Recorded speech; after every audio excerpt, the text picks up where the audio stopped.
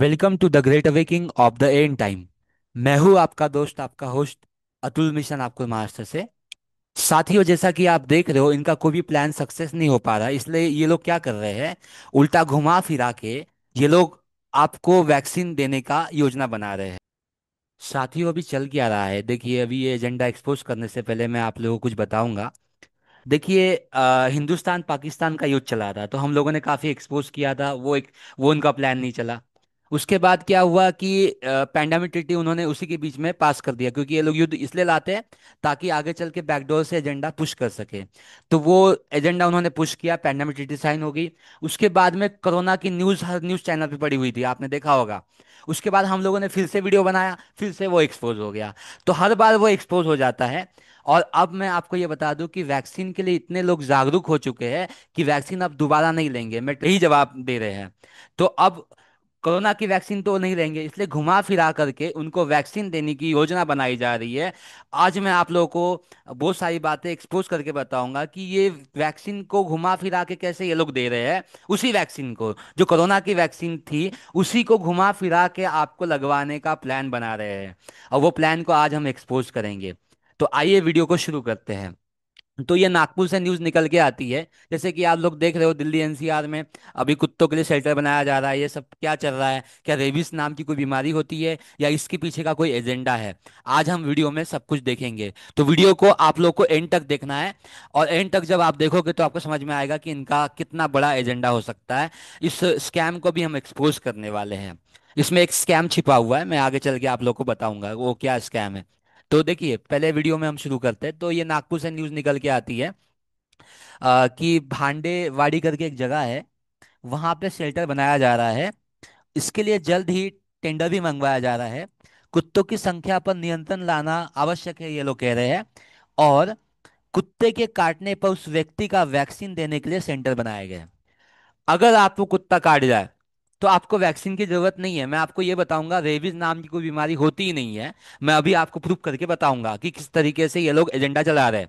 आइए हम प्रूफ की ओर जाते हैं और आपको बताते हैं। अभी ये जो खेल शुरू हुआ है, इसको हम एक्सपोज करेंगे, और आगे आपको वैक्सीन नहीं लगवानी है, चाहे किसी भी कीमत पे, चाहे वो कोई भी वैक्सीन हो। 2020 से लेके अभी भी जितनी वैक्सीन बन चुकी है, सबके अंदर क्रिस्पर कैस जीन का इस्तेमाल हुआ है। मैं आगे चल के आप लोग को बताऊंगा। आइए अब वीडियो में अब आगे बढ़ते हैं। तो सबसे पहले हम जाएंगे रेबीज के पेटेंट में। हाँ, तो ये है रेबीज का पेटेंट। ये गूगल का पेटेंट है। जैसा कि हम हर एक वीडियो में आपको बताते हैं और आपको पेटेंट भी दिखवाते हैं, इस वीडियो में भी हम आपको पेटेंट दिखाएंगे, ठीक है। तो ये rabies virus vector system and composition and method thereof, ठीक है। ये पेटेंट है। अब ये पेटेंट है यूनाइटेड स्टेट का, अमेरिका का। और ये पेटेंट मतलब तैयार किया हुआ। अब देखिए, रेबीज वायरस वेक्टर प्रणाली और उनकी संरचना और विधियां यहाँ पे दी हुई है, ये विधियां दी हुई है, ठीक है। उसके बाद अब यहाँ पे आप देख सकते हो, 2010 का ये आवेदन दिया गया था। आवेदन, निवेदन, ना माने तो दे दनादन, फिर से वही काम ये लोग कर रहे हैं, ठीक है। सेंट्रल डिसीज कंट्रोल के द्वारा आवेदन दिया गया। फिर 2010 में इसको प्राथमिकता मिली। 2010 में फिर इसको प्राथमिकता मिली। फिर 2011 में इसका प्रकाशन हुआ। 2014 में आवेदन स्वीकार किया गया, और स्थिति अभी तक सक्रिय है। और 2029 तक इसकी समाप्ति। इनको कैसे मालूम चला कि रेबीज वायरस 2029 तक चलेगा, वो भी इतने डेट तक? मतलब ये बीमारी बनाई हुई है। और पेटेंट एक नहीं है, मैं आपको बता दूं, पेटेंट एक नहीं है। या 1940 से ये सब प्लान चल रहा है। पेटेंट कई बार चेंज हो चुके हैं, लेकिन जो अभी पेटेंट अभी एक्टिव है, जो सक्रिय है, उस पेटेंट की मैं बात कर रहा हूं। उस पेटेंट की एक्सपायरी है 2029, 5/7/2029। ये उसकी एक्सपायरी है। आप बताओ, इसके पीछे भी हिडन एजेंडा है। 2029 ही क्यों, मैं आगे चल के आप लोगों को बताऊंगा कि 2029 तक इनको कैसे मालूम चला कि ये एक्सपायर हो जाएगी, ये बीमारी, ये आवेदन एक्सपायर हो जाएगा, और इतने दिन तक ही बीमारी चलेगी। अब आइए हम जानते हैं कि रेबीज होता क्या है, ठीक है। तो रेबीज वायरस, मैं आपको एक चीज बता दूं कि वायरस के बारे में पहले भी मैं आपको बता चुका हूं कि वायरस का फुल फॉर्म क्या होता है। तो वायरस का फुल फॉर्म जैसे आप देखोगे, तो वायरस का फुल फॉर्म होता है vital information resources under seize. यानी किसी जानकारी को, इंफॉर्मेशन को कलेक्ट करके रखना या चोरी करना, ये इसको हम कहते हैं। जैसे कि कंप्यूटर के अंदर अगर वायरस चला गया तो क्या करता है वो, आपका डेटा फाइल उसको करप्ट कर देता है, यानी उसकी इन्फॉर्मेशन लेता है। तो आपके शरीर के अंदर कोई डेटा फाइल तो है नहीं। तो वायरस लैटिन वर्ड पॉइजन से भी आया हुआ है। देखिए मैं आपको एक चीज बता रहा हूँ, वायरस का फुल फॉर्म आप मेडिकल फील्ड में देखो या बायोलॉजी फील्ड में देखो, फुल फॉर्म इन साइंस। तो यहाँ पे हमने पूछा है गूगल से, what is the full form of virus in biology. Biology field में वायरस का फुल फॉर्म क्या होता है, तो यहाँ पे यही लिख के आया है, the meaning of the virus is vital information resources under siege. मैं आपको कई बार बता चुका हूँ कि वायरस अगर आपके शरीर के अंदर चला भी गया तो वो क्या करेगा, वो आपको हार्म नहीं कर सकता है, क्योंकि उसका काम है इंफॉर्मेशन भेजना। और वो ऑटोमेटिक अपने आप से होस्ट नहीं हो सकता, उसको होस्ट किया जाता है। किस तरीके से किया जाता है मैं आप लोग को इस वीडियो में भी बताऊंगा। बार बार यही चीज मैं आप लोग को बता चुका हूं कि इनके चंगुल में आप ना पड़े, ये घुमा फिरा के आपको वही चीज देने वाले हैं। इस चीज को आपको समझना है। तो अब देखिए, full meaning of virus is vital information resource. अब यहाँ पे हम आगे और चलते हैं, आगे और बढ़ते हैं। तो हमारा सवाल ये है कि वायरस फोटोसिंथेसिस करता है या नहीं करता है। जैसे कि आप खाना खाते हो, पेड़ पौधे खाना खाते हैं, पेड़ पौधे अपना खाना खुद बनाते हैं, ठीक है। तो क्या वायरस फोटोसिंथेसिस कर सकता है। तो अभी हम गूगल पे ही टाइप करेंगे। तो यहाँ पे देखिए, no viruses cannot perform photosynthesis. Virus photosynthesis जो है वो परफॉर्म नहीं करता है, सेल को होस्ट नहीं कर पाएगा। वो डिपेंड है, वो डिपेंड है किसी और के ऊपर। तो अब वो डिपेंड किसके ऊपर है, वो अपने सेल को खुद होस्ट नहीं कर पाता है, इसलिए वो किसी और के ऊपर डिपेंड है सेल होस्ट करने के लिए। अब वो सेल होस्ट किस प्रकार किया जाता है मैं आगे चल के आपको बताऊंगा। तो आइए अब रेबीज के वैक्सीन के पेटेंट में हम जाते हैं। अब देखिए, रेबीज कोई बीमारी नहीं है, लेकिन इंजेक्शन के अंदर ही वो बीमारी है। आइए हम देखते हैं रेबीज का पेटेंट। रेबीज की जो वैक्सीन है ना, उसी के अंदर वो वायरस डाला हुआ है। कुत्ते ने आपको देखो, आपको एक पॉइंट मैं यहाँ पे क्लियर कर दूं, किसी कुत्ते ने अगर आपको काटा तो आपको रेबीज नहीं होगा। हाँ, यदि आप उस कुत्ते ने काटा, उसकी इंजेक्शन लगवाने आप मेडिकल चले गए, तो आपको वायरस हो सकता है। क्योंकि वायरस को उस समय एक्टिवेट किया गया जब इंजेक्शन आपके शरीर के अंदर डाला जा रहा था। ये बात मैं क्यों कह रहा हूँ, क्योंकि मेरे पास इस बात का पुख्ता सबूत है जो मैं आपके सामने अभी रखूंगा। पेटेंट के अंदर सारा कुछ लिखा हुआ है कि जो रेबीज वायरस है ना, वो वैक्सीन के अंदर ही डाला हुआ है। अब देखिए, मैं इस चीज को आपको बताता हूँ। देखिए, अब ये रेबीज वैक्सीन का पेटेंट है, जो कि यूरोपियन पेटेंट ऑफिस, ध्यान देना, ये रेबीज वैक्सीन का पेटेंट था। इसके पहले जो मैं पेटेंट दिखा रहा था वो रेबीज वायरस का पेटेंट था, जो कि 2029 तक एक्सपायर होने वाला है, ठीक है। अभी हम रेबीज की टीके के बारे में देखेंगे कि इस टीके के अंदर क्या मिलाया हुआ है। तो ये पेटेंट है इसका, पेटेंट में हम नहीं जाएंगे। अब आगे यहाँ चलते, देखिए, रेबीज वायरस वैक्सीन से बनी एक संरचना जिसमें वैक्सीन में रेबीज, किसमें, वैक्सीन में रेबीज वायरस एंटीजन की सांद्रता 2.5 ml से कम होती है। मतलब 2.5 ml उसके अंदर वायरस डाला हुआ है ऑलरेडी। क्योंकि वायरस होस्ट अपने ऑटोमेटिक से नहीं कर सकता, क्योंकि उसके अंदर जो है वो host cell, living host cell नहीं होता है। तो ये इंजेक्शन के माध्यम से ये लोग शरीर के अंदर डालते हैं, फिर कहते हैं देखो आपको वायरस हो गया। अब इसमें साफ साफ दिया हुआ है, आप देख सकते हैं कि इतनी मात्रा डाली गई है वायरस की। तो फिर आपको वायरस नहीं होगा तो क्या होगा।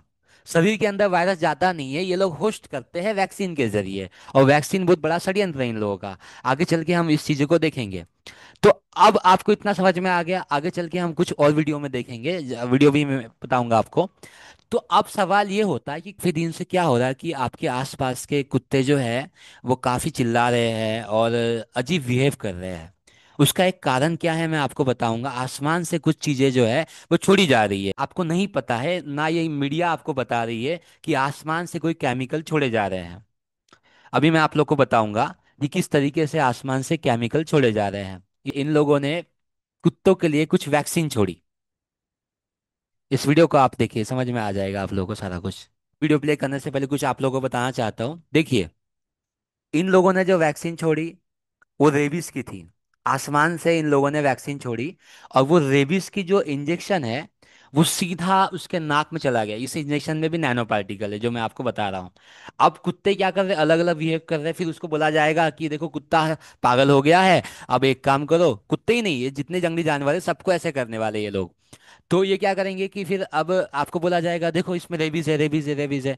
और फिर वो क्या करेंगे, आपको रेबीज का इंजेक्शन लगवाने के लिए बोलेंगे। ध्यान देना, ये जो आसमान से जो केमिकल छोड़ रहे हैं, ये आपके वॉशरूम के द्वारा, या कुत्ता वॉशरूम जो भी चाहता है, या लैट्रिन करेगा या कुछ भी करेगा, तो उसके माध्यम से वो चीज़ें निकल जाएगी, वो उसके अंदर उतना प्रभाव नहीं डालती है। लेकिन अगर उसके खून के अंदर वो चीज़ मिल जाए तो वो प्रभाव डालेगी, या आपके खून के अंदर वो चीज़ मिल जाए तो वो प्रभाव डालेगी। लेकिन अगर आप कोई खाने पीने में कोई चीज़ खा रहे हो, क्योंकि ये लोग नैनो पार्टिकल हर एक चीज़ में डाल रहे हैं, तो खाने पीने के जरिए जो भी चीज़ें जा रही है उससे आपको इफेक्ट नहीं होगा। लेकिन लेकिन थोड़ा बहुत तो इफेक्ट हो सकता है। तो अब क्या हो रहा है, देखिए मैं आपको बता रहा हूँ कि ये लोग क्या करने वाले हैं और ये क्या कर रहे हैं, इस वीडियो को आप देखिए। आज पूरे ईस्ट टेनेसी में आसमान से वैक्सीन के पैकेट गिराए गए। यह राज्य आसमान से क्या गिराए गए? वैक्सीन के पैकेट। अब देखिए, आसमान से इन लोगों ने वैक्सीन के पैकेट गिराए, किसके लिए? रेबीज के लिए। आप देखिए, ध्यान से सुनिए। संघीय नेताओं द्वारा चलाया जा रहा एक ऑनगोइंग प्रोजेक्ट है, जिसका उद्देश्य जंगली जानवरों में रेबीज के मामलों को कम करना है। यह बीमारी रोकी जा सकती है, लेकिन इंसानों के लिए यह जानलेवा हो सकती है। 10 न्यूज रिपोर्टर कैटलिन कीनहन हमारे साथ जुड़ रही हैं, जो इस प्रयास के बारे में बताएंगी, जिसका लक्ष्य रैकून है। कैटलिन। जॉन, टीमों ने आज का अधिकांश समय ईस्ट टेनेसी में वैक्सीन बाइट्स गिराने में बिताया। रेबीज दुर्लभ है। 2021 में ईस्ट टेनेसी में रैकून रेबीज का सिर्फ एक मामला सामने आया था, लेकिन इस कार्यक्रम के प्रबंधक चाहते हैं कि यह संख्या शून्य हो जाए। मेरी समझ के अनुसार कम से कम 1 मिलीलीटर। ये रैकून रेबीज वैक्सीन की नजदीकी झलक है। USDA wild life services team इन्हें लाखों की संख्या में इस छोटे विमान में लोड कर रही है। हम बाइट्स को फैलाने के लिए ज्यादातर विमानों का इस्तेमाल करते हैं, और इसका कारण ये है कि हमें बहुत बड़े क्षेत्र को कवर करना होता है। गुरुवार दोपहर को टीमें कॉक, ग्रीन और हॉकिंस काउंटी के ऊपर से विमान में गईं। इस परियोजना का तात्कालिक लक्ष्य और साथ ही पूरे कार्यक्रम का भी यह है कि रैकून रेबीज को उन नए क्षेत्रों में फैलने से रोका जाए जहां यह फिलहाल मौजूद नहीं है। हवा से रेबीज वैक्सीन फैलाने का विचार जमीन पर ही जन्मा था। 1990 के दशक के अंत में हमने यह मौखिक रेबीज वैक्सीन कार्यक्रम शुरू किया था। ये वास्तव में रेबीज को नियंत्रित करने और रोकने का सबसे प्रभावी तरीका है। जंगल की जमीन पर मिली सफलता ने वैक्सीन वितरण को आसमान तक पहुंचा दिया। टीमें साथियों, मैं आपको ये बात बता चुका हूँ कि वायरस जो है वो इंसान के अंदर जाता नहीं है, तो इसके जरिए ये होस्ट करते हैं वायरस को। और पहली बात तो, अगर आवेदन वाली बीमारी है तो आपके अंदर कैसे हो सकता है ये? आप ही जरा सोचिए। और पेटेंट जो है, एक पेटेंट नहीं है, काफ़ी पेटेंट चेंज हुए हैं। और 2029 तक ही क्यों, मैं आप लोग को आगे चल के बताऊंगा। पहले आप इस वीडियो को देखिए। जैसी गंध वाले वैक्सीन बाइट्स को नीचे भूखे जानवरों तक पहुंचाती हैं।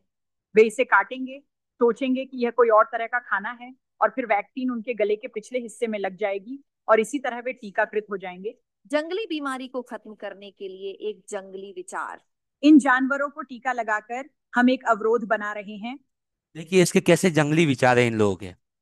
अभी शेल्टर क्यों बनाया जा रहा है? क्योंकि इनका ये प्लान सक्सेस नहीं हुआ, इसलिए शेल्टर बना के वो वैक्सीन देंगे कुत्तों को। फिर कुत्ते हिंसक बन जाएंगे, फिर उनको छोड़ दिया जाएगा, और फिर वो लोगों को काटेंगे, उसके बाद लोगों का वैक्सीन हो जाएगा। इस एजेंडा से आपको अपने एनिमल्स को बचाना है, अपने को भी बचाना है खुद। आप तो वैक्सीन लोगे नहीं, इसलिए एजेंडा ऐसा रचा। आप तो वैक्सीनेशन लोगे नहीं, इसलिए एजेंडा ऐसा रचा गया है कि आपके आसपास के एनिमल्स को पकड़ के हम इंजेक्शन दे देते हैं। आपको याद ही होगा कि बर्ड फ्लू नाम की बीमारी आई थी, तो हमने उसको एक्सपोज किया था कि उसका भी पेटेंट है, कि मुर्गियों को इंजेक्शन दिए गए थे, आपको पता है। और मुर्गियों के इंजेक्शन में वो वायरस था, जैसे कि मैंने आप लोगों को वीडियो में बताया था। जिन लोगों ने बर्ड फ्लू का वीडियो नहीं देखा, वो जा करके हमारा वीडियो देख सकते हैं, मैं डाल दूंगा आप लोगों को ग्रुप के अंदर, फिर से आप लोग देख लीजिएगा। तो ये बर्ड फ्लू के टाइम पे भी ऐसा ही किया था इन्होंने, कि मुर्गियों को पहले दे दिया। तो अब आप तो लोगे नहीं, तो जानवर को तो बेचारे, आप बताओ, बेचारे जानवर को तो कुछ पता है भी नहीं कि इनके साथ क्या होने वाला है। अब बताइए, आप नहीं लोगे वैक्सीन तो बेचारे जानवर को ये लोग टारगेट करके आपको वैक्सीनेशन देने का योजना बना रहे हैं लोग। ये एजेंडा है इन लोगों का, और ये आपको समझना है, और इससे आपको लड़ना होगा। अब आइए हम देखते हैं आगे और वीडियो में। हम फैलाव को रोक रहे हैं, जिससे उन जानवरों की संख्या कम हो जाती है जो बीमारी को, आप जानते हैं, लोगों के पालतू जानवरों या उनके मवेशियों के जरिए घरों तक फैला सकते हैं। अगर आपका पालतू कुत्ता या बिल्ली कोई चारा ढूंढ कर खा ले तो चिंता न करें। संघीय प्रबंधकों का कहना है कि उन्होंने इन चारे अब उस चारे के अंदर में भी वैक्सीन डाल रखी है इन लोगों ने, तो आपके जानवर भी सुरक्षित नहीं। इंसान तो इंसान, जानवर को भी इन लोगों ने वैसे ही बना दिया। अब काफी लोग मुझसे ये पूछेंगे कि अतुल भाई मैंने तो इंजेक्शन लगवा रखा है रेबीज का, तो मेरे साथ क्या होने वाला है।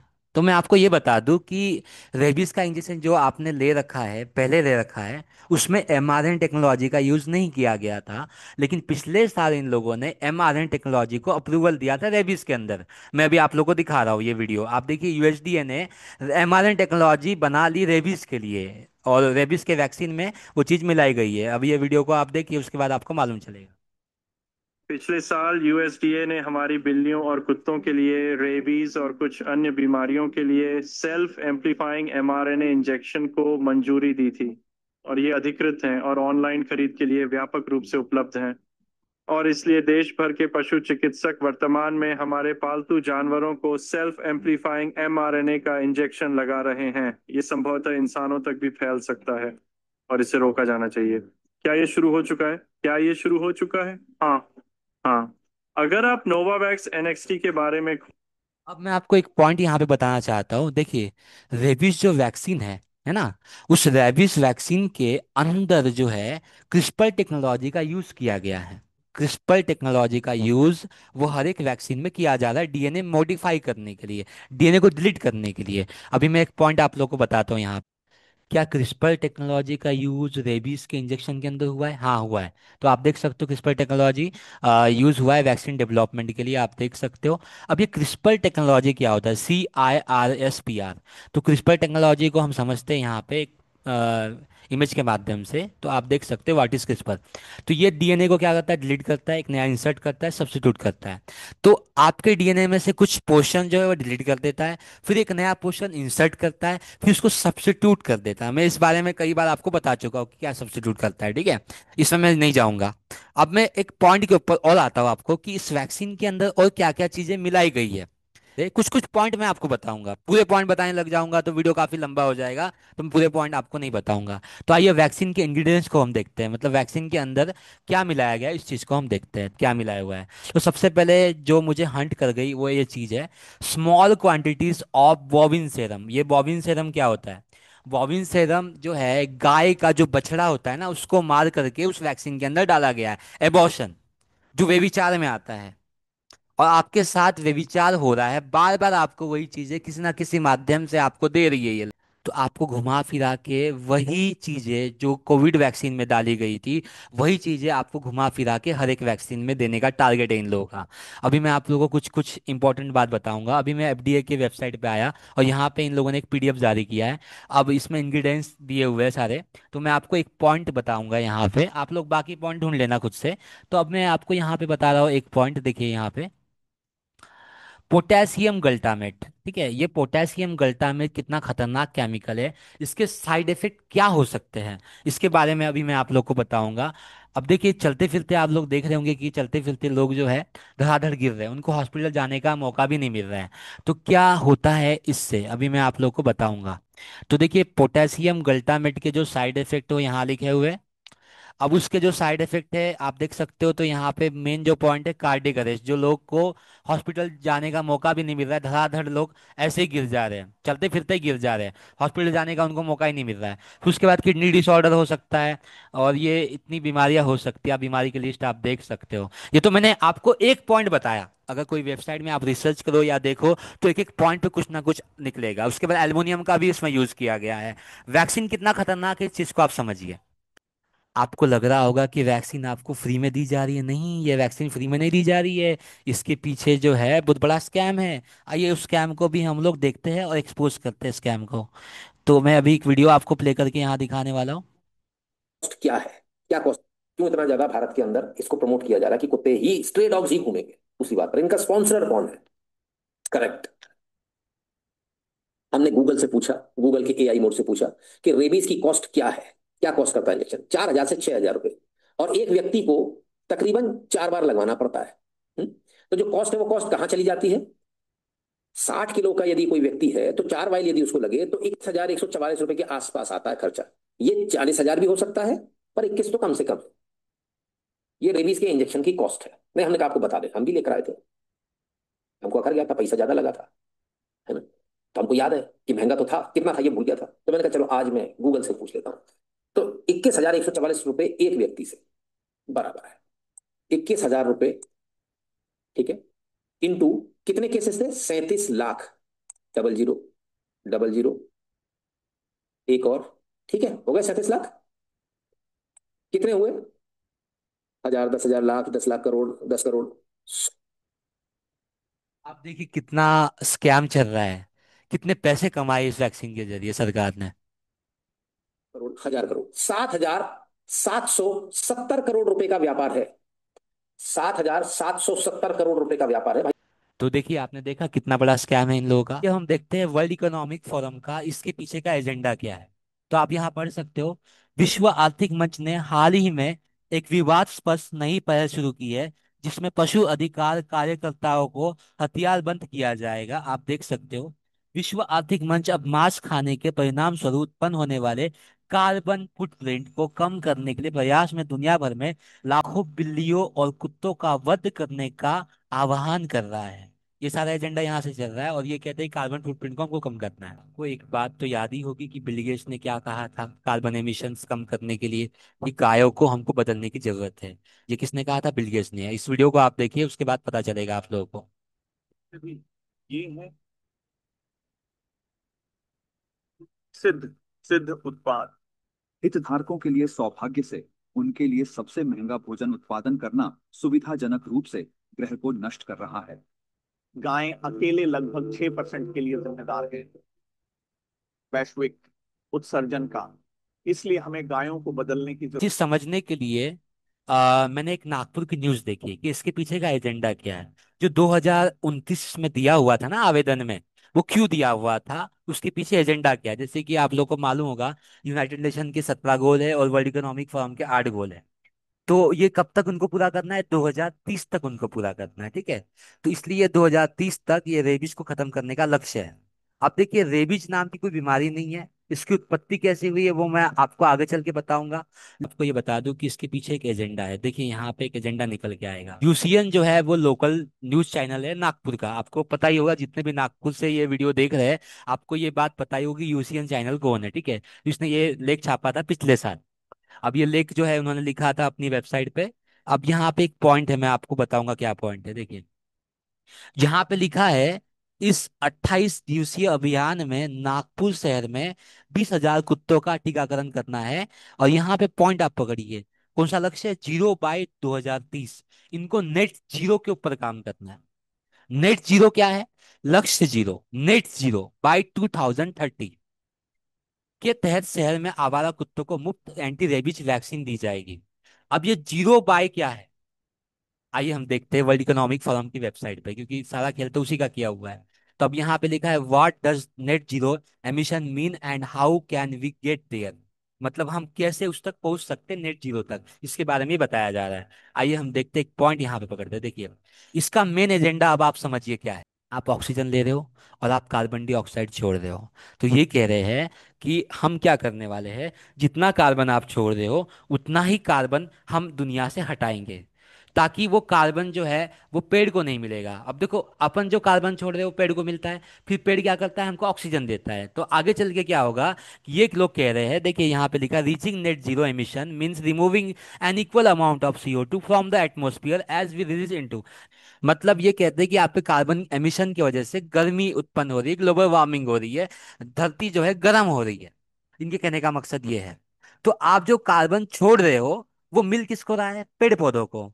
फिर पेड़ पौधा क्या कर रहा है, वो आपको ऑक्सीजन के रूप में दे रहा है, तो आपका ऑक्सीजन ब्लॉक हो सकता है, और यही वो चाहते हैं। इकोनॉमिक फोरम पे 2015 में एक आर्टिकल पोस्ट हुआ, जिसमें लिखा है, दुनिया अभी तक रेबीज मुक्त क्यों नहीं है, ठीक है। अब आइए पढ़ते हैं इसमें क्या लिखा हुआ है, ठीक है। कि भारतीय शहर बैंगलोर के 50 वर्ग किलोमीटर के क्षेत्र में दिन में कई बार दोहराया जाता है। ये लोग जो एक गैर सरकारी, यहाँ पे आप पकड़ना पॉइंट, ये एक गैर सरकारी संगठन है। वर्ल्ड इकोनॉमिक फोरम भी गैर सरकारी है, जो वैक्सीन लगाने आ रही है वो भी गैर सरकारी है, और ये गैर सरकारी जो कंपनी है वो आ करके आपको नसबंदी करती है, आपके कुत्ते को पकड़ती है और आपको वैक्सीन लगवाती है। देखिए अब यहाँ पे अनलिमिटेड पल्स एक्शन CUPA की टीम है, एक मिशन पर है, आवारा कुत्तों को पकड़ना, उनकी नसबंदी करना और उन्हें रेबीज का टीका लगाना। इस खास दिन वे 10 कुत्तों को पकड़ते हैं। इन कुत्तों को CUPA के पशु जन्म नियंत्रण केंद्र ले जाया जाता है, जहां उनकी नसबंदी की जाती है और उनके कान काटे जाते हैं, बाप रे, ताकि ये पहचाना जा सके कि उनकी सर्जरी हुई है। उन्हें टीका लगाया जाता है और फिर उन्हें सड़क पर उनके घरों में वापस भेज दिया जाता है। अब देखिए यहाँ पे एक पॉइंट है, उनके घरों में वापस भेज दिया जाता है। अब ये लोग क्या करेंगे कि कुत्तों को उठाएंगे, शेल्टर में बंद करेंगे, फिर उसके बाद कुत्तों को छोड़ देंगे इंजेक्शन लगाने के बाद। फिर वो कुत्ता आपको काटेगा, तो आपका वैक्सीन हो जाएगा और आप हिंसक बन जाओगे। ये एजेंडा है, ये पॉइंट आपको पकड़ना है। वर्ल्ड इकोनॉमिक फोरम वायरस को आपके शरीर के अंदर एक्टिव क्यों करना चाहता है, इसके पीछे का एजेंडा क्या है, तो अभी मैं आप लोग को समझाता हूँ। तो 20 अक्टूबर 2016 को ये पोस्ट हुआ था वर्ल्ड इकोनॉमिक फोरम पे। अब यहाँ पे देखिए क्या लिखा हुआ है। यहाँ पे बेबीलोन का जिक्र किया हुआ है, बेबीलोन की सुमा संहिता में इसका वर्णन किया गया था, रेबिज का, ठीक है। अब यहाँ पे देखिए, यहाँ पे लिखा है रेबिज का अर्थ, जिसका अर्थ है हिंसा करना। जब मैं वर्ल्ड इकोनॉमिक फोरम की वेबसाइट पे ये देख रहा था कि इसका अर्थ है हिंसा करना, मतलब ये क्या चाहते हैं, ये चाहते हैं कि देश में हिंसा बढ़ जाए, लोग हिंसा करने लग जाए, एक दूसरे का कत्ल आम करते हैं। जैसे कि आपने देखा होगा अभी कि ड्रम वाली घटना आपको याद होगी। फिर उसके बाद काफी जो है, एक परिवार ने अपने ही बच्चों को खा लिया था प्रेशर कुकर में डाल करके, आपको ये भी पता होगा, न्यूज आई थी काफी, आप लोग को मालूम होगा ये चीजें, ठीक है।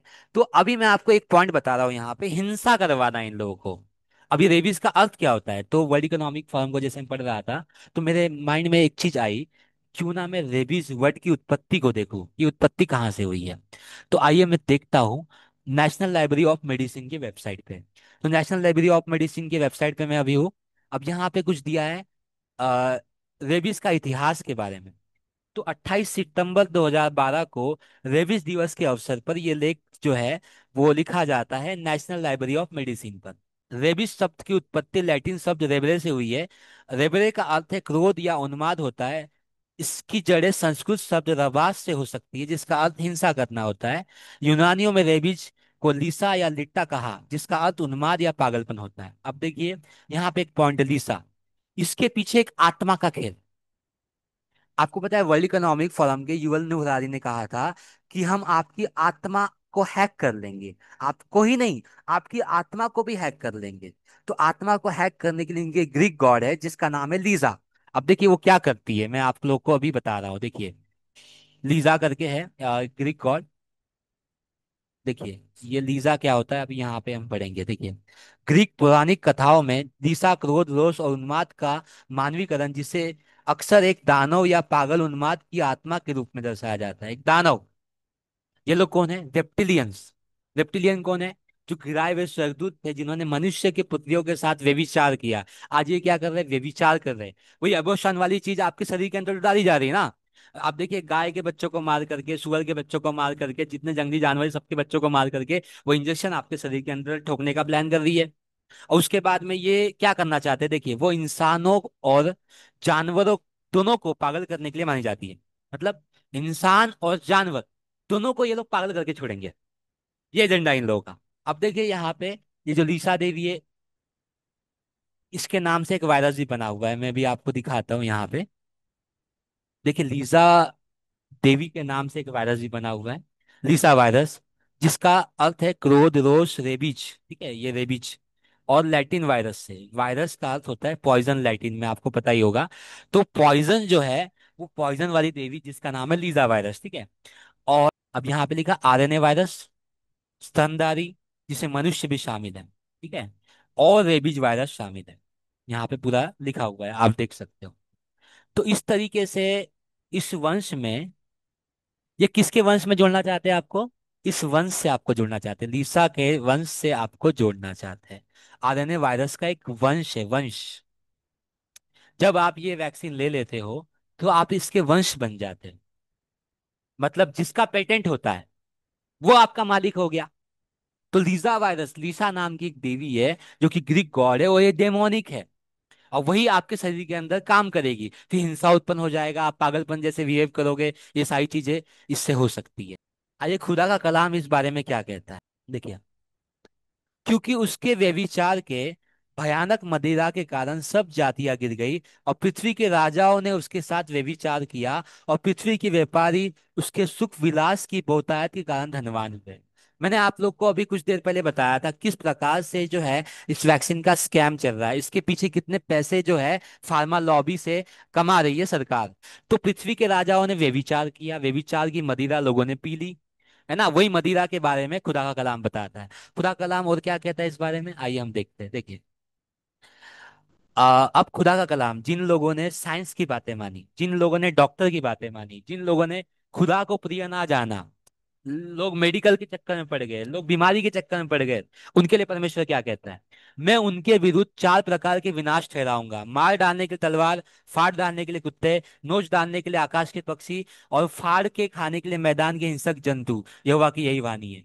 आप किसी भी तरीके से नहीं बच सकते, इसलिए आज ही आपके पास वक्त है। आज ही अपना दिल खुदा को दे दो और उसकी शरण में चले जाओ, तो आप बच पाओगे, तो आपकी आत्मा बच पाएगी। ये मेडिकल और ये जो डॉक्टर, इससे आप बचो। डॉक्टर साइंटिस्ट आपका जीवन ले लेगा, लेकिन खुदा आपका जीवन कभी नहीं लेगा। आज ही खुदा को अपना जीवन दो। इस वीडियो के माध्यम से मैं ये बताना चाहता हूँ कि आप जो है दवाई गोली खाना बंद कर दो। आप जब बीमार पड़ते हो उपवास करो, खुदा आपको ठीक कर देगा। Thanks for watching this video.